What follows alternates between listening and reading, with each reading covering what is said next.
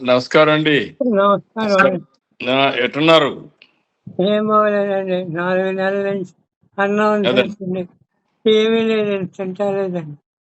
అదేనా ఘన పదార్థాలు ఏమీ తింటలేదండి. ఇది కనపడలేదు. అదే అమ్మా బాబు ఎక్కడ చూపి జిఎస్ఎల్ స్వతంత్రాలో చూపించామండి.